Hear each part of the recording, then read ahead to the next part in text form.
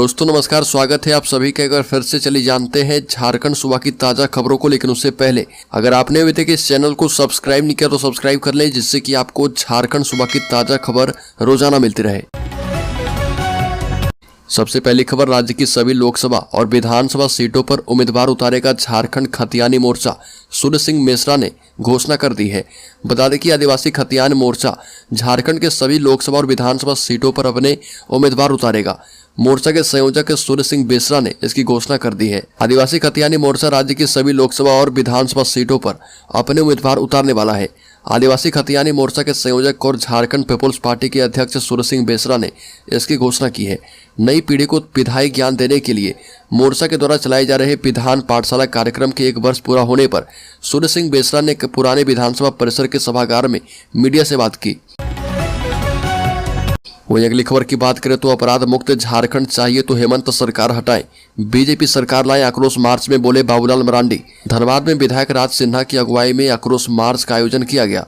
इसमें झारखंड के पूर्व मुख्यमंत्री एवं बीजेपी प्रदेश अध्यक्ष बाबूलाल मरांडी ने सूबे की हेमंत सोरेन सरकार पर जमकर निशाना साधा। जिला मुख्यालय रणधीर वर्मा चौक पर आयोजित आक्रोश मार्च में मरांडी ने कहा कि राज्य सरकार चाहे तो दुबई में बैठकर संगठित आपराधिक गिरोह चला रहे अपराधियों को एक दिन में झारखंड लाकर जेल भेज सकती है, लेकिन इच्छा शक्ति नहीं है। वर्तमान सरकार में रोज धमकी, रंगदारी, फायरिंग और बमबाजियां होती है, कोयले की लूट होती है और इसका हिस्सा सरकार तक जा रहा। अगली खबर, झारखंड में टनल हादसे में रेस्क्यू श्रमिकों के लिए आर्थिक मदद का किया गया ऐलान। 1 करोड़ से अधिक रुपए की योजनाओं से जोड़ेगी सरकार।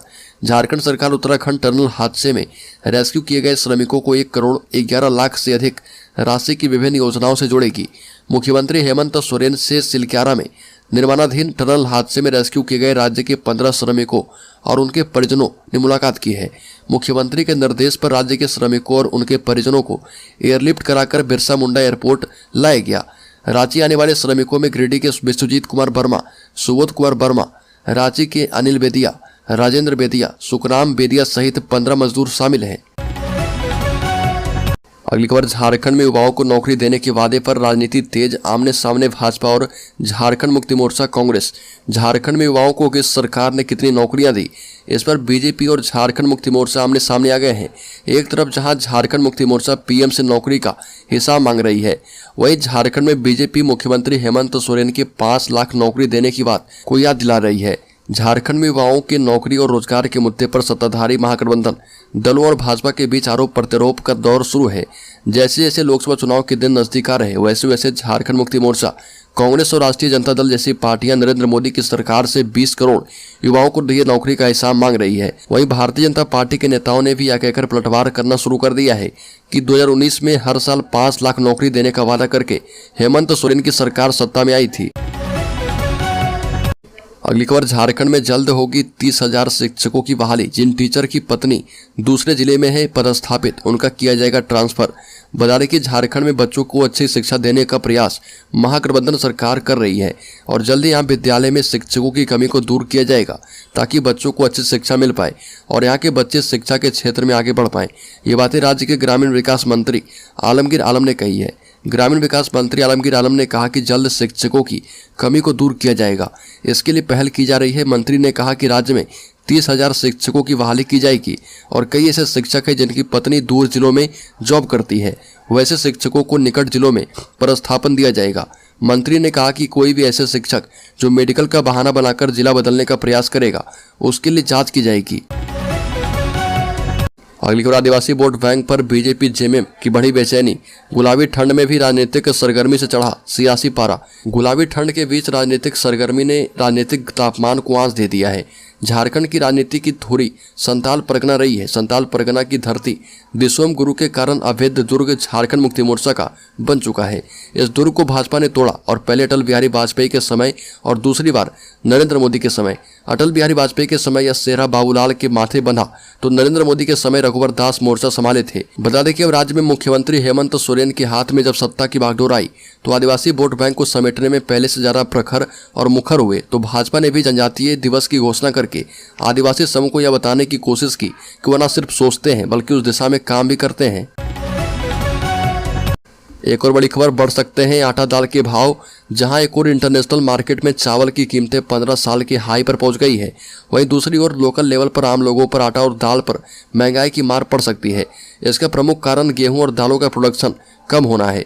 सूत्रों के मुताबिक अब तक गेहूं की बुआई में 5% से ज़्यादा कमी देखने को मिली है। दूसरी ओर दालों की बुआई में 8% तक की कमी देखने को मिली है। आंकड़ों के मुताबिक इस साल दालों की बुआई में 8% की कमी देखने को मिल रही है।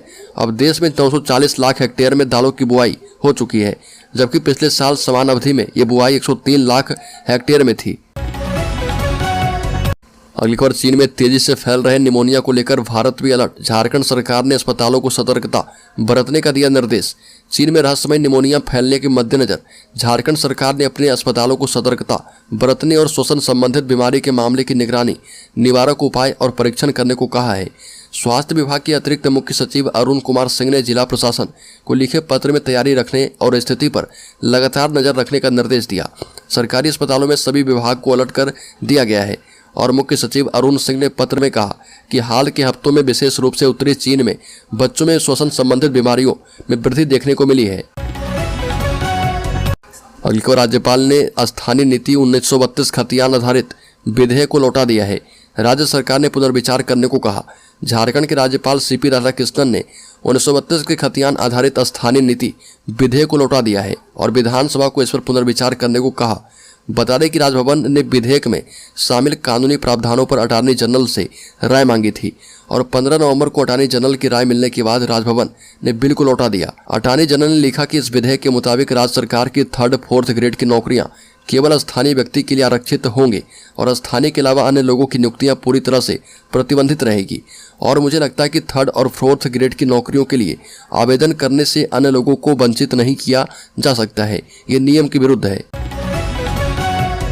अगली खबर, झारखंड में 17 लाख स्टूडेंट्स की यूनिफॉर्म की राशि गायब, प्रिंसिपल की सैलरी पर लगेगी रोक। शिक्षा विभाग के निर्देश के बाद भी अब तक राज्य में लगभग आधे बच्चे यानी 17 लाख बच्चों को पोशाक नहीं मिली, जबकि 5 माह के बाद सत्र समाप्त हो जाएगा। बच्चों की पोशाक, जूता, मोजा एवं स्वेटर के लिए झारखंड शिक्षा परियोजना ने जुलाई में राशि दी थी और राशि देने के 5 माह के बाद भी बच्चों को पोशाक नहीं मिली है। शैक्षणिक सत्र 2023-24 में कुल 34,93,402 बच्चों को पोशाक दी जानी है। जिलों के द्वारा जानकारी दी गई है, उसके मुताबिक लगभग 17 लाख बच्चों को ही पोशाक के लिए राशि दी गई और बाकी बचे 17 लाख बच्चों को पोशाक की राशि नहीं दी गई। अगली खबर, झारखंड के स्किल डेवलपमेंट मिनिस्टर का बेटा करेंगे चपरासी की नौकरी, सिविल कोर्ट में हुआ है सिलेक्शन। झारखंड सरकार के श्रम नियोजन, सह प्रशिक्षण एवं कौशल विकास मंत्री सत्यनंद भोक्ता के पुत्र मुकेश कुमार भोक्ता प्यून यानी चपरासी की नौकरी करेंगे। उनका सिलेक्शन उनके home district Chatra civil court में इस पद के लिए हुआ है और चतरा सिविल कोर्ट में 4th वर्गीय कर्मचारी की नियुक्ति के लिए वैकेंसी निकली थी। इसका रिजल्ट जारी किया गया है। इसमें कुल 19 कैंडिडेट का सिलेक्शन किया गया। इसमें मंत्री सत्यनंद भोक्ता के पुत्र मुकेश कुमार भोक्ता का नाम 13वें नंबर पर है। बड़ी खबर, यौन शोषण मामले में प्रदीप यादव को झटका, कांग्रेस विधायक की याचिका सुप्रीम कोर्ट में हुई खारिज, जारी रहेगी निचली कोर्ट में सुनवाई। विधायक प्रदीप यादव पर चल रहे यौन शोषण मामले की जांच और सुनवाई जारी रहेगी। विधायक ने सुप्रीम कोर्ट में इस मामले को खारिज करने को लेकर एक याचिका दायर की थी, जिसे सुप्रीम कोर्ट ने खारिज कर दिया। पोड़ैयाहाट सीट से कांग्रेस के विधायक प्रदीप यादव को बड़ा झटका लगा है। 1 सितंबर को हाईकोर्ट ने इस मामले में फैसला सुनाते हुए कहा था कि प्रदीप यादव की ओर से दाखिल क्रिमिनल रिवीजन याचिका खारिज कर दी है। प्रदीप यादव ने दुमका कोर्ट में उनके खिलाफ यौन शोषण के केस में हुए चार्ज फ्रेम करने की प्रक्रिया को चुनौती दी थी। इस केस में फिलहाल वो बेल पर है और अब इस मामले में सुप्रीम कोर्ट से भी याचिका खारिज होने के बाद प्रदीप यादव को अब निचली कोर्ट में ट्रायल फेस करना होगा।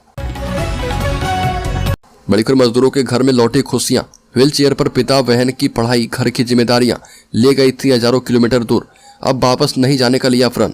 राजधानी रांची से लगभग 40 किलोमीटर दूर है खेराबेड़ा गांव और यह गांव चूटू पालू पंचायत के अंतर्गत आता है, जो कि नेशनल हाईवे से 2 किलोमीटर पश्चिम पठार और जंगलों के बीच बसा है। बमुश्किल 10 से 15 परिवार के इस गांव के 3 मजदूर उत्तराखंड के सिलक्यारा सुरंग हादसे में फंसे हुए थे और लगभग 20 दिनों से जिस गांव में उदासी छाई हुई थी, आज वहां खुशी का माहौल है। पीड़ित परिवार खुशियां मना रहा, नाच रहा, आपस में लोग हंसी ठिठोली कर रहे। सुरंग में फंसे यहाँ के 3 मजदूरों की सकुशल वापसी हो गई है। बड़ी खबर, राज्य में झारखंड अबू आवास की जबरदस्त मांग, सरकार आपके द्वार कार्यक्रम में लोग दे रहे आवेदन। झारखंड सरकार गरीबों को अबू आवास योजना के तहत बेघरों को अपना घर देने में जुटी है। इसके लिए सरकार आपके द्वार कार्यक्रम में आवेदन दिए जा रहे हैं और सरकार 2024 तक करीब 2 लाख मकान गरीबों को उपलब्ध करवाएगी। राज्य स्थापना दिवस 15 नवंबर से शुरू हुई अबू आवास योजना के तहत हेमंत सरकार इन दिनों अपने बलबूते बेघरों को आवास देने में जुटी है। सरकार आपके द्वार कार्यक्रम के जरिए आवेदन की प्रक्रिया राज्य के विभिन्न जिलों में लगे कैंप के माध्यम से लिए जा रहे हैं। कैंपों में प्राप्त हो रहे आवेदन में सर्वाधिक आवास से संबंधित हैं और सरकार को उम्मीद है कि 29 दिसंबर तक आयोजित सरकार आपके द्वार कार्यक्रम के माध्यम से 7 लाख से अधिक आवेदन प्राप्त होंगे। जानकारी के मुताबिक शुरू के 4 दिनों में प्राप्त आवेदन में करीब 70% आवेदन अबू आवास के लिए जिलों से प्राप्त हुई है। सरकार के पास पहले से ही आवास के लिए बड़ी संख्या में आवेदन लंबित है और उन्हें भी समावेश किया जाएगा। इस तरह से आवेदन की संख्या करीब 15 लाख होने की संभावना है।